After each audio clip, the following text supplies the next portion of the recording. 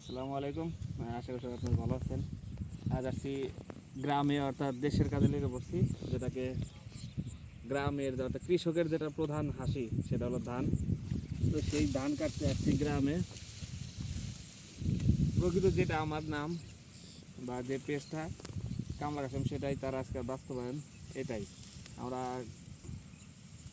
কামলা দিয়েই খাই, কিন্তু এটা আসলে নিজের ক্ষেত, কিন্তু এখানে কামলা বলা যাবে না। নিজের ক্ষেতে ধান কাটতে রাখছি, এই অল্প কিছুক্ষণের জন্য আসি। এটা ধরতে গেলে ফ্যাশনও বলা চলে। প্রকৃতি সারাদিন থাকবো না, ধান কাটবো না, অল্প কিছু সময় থাইকা যাবো আবার এই চারপাশ বিল্ডিংয়ে ঘেরা শহরে বন্দি হয়ে থাকার নিগা। তারপরেও শান্তি। এই যে গ্রামে আসছি রোদ্রের ভিতরে কাজ করতেছি, এই যে আটি বানতেছি, এটা খুবই শান্তি। যারা গ্রামের ছেলে পেলে মানুষ তারাই এটার মর্মটা বুঝবে, তাছাড়া বুঝবে না।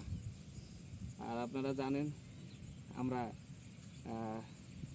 এই ধান ঘরে তুলবো, ঘরে তোলার পরে আমাদের যে একটা নবান্নের উৎসব সেটাই হবে।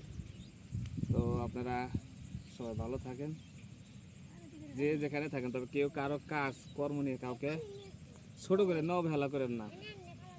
কামলা হয়েছে বিদায় যেমন মানুষ না তা কিন্তু না, আমরা কিন্তু মানুষ, সবাই মানুষ। আর মানুষ কখনো অবহেলার পাত্র না। তাই সবাই সবাইকে সম্মানের চোখে দেখবেন, যে যে কাজই করুক, দিন শেষে আপনিও কামলা আমিও কামলা। তো আইসেন, আমি একটা ধান কাটি আর একটা আটি বান্ধা দেখাই। যারা গ্রামে অনেকে আছে আটি বান্ধে না, আটি বান্ধা পারে না।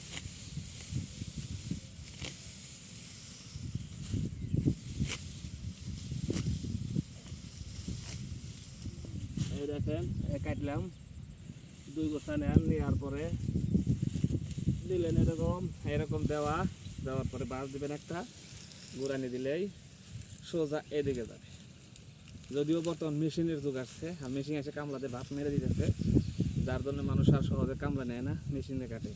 কিন্তু আমরা সহজে কামলাও নিই না, আমরা নিজে কামলা, এই কারণে আমরা নিজেরাই কাটি। তো ঠিক আছে, ধন্যবাদ, সবাই ভালো থাকেন।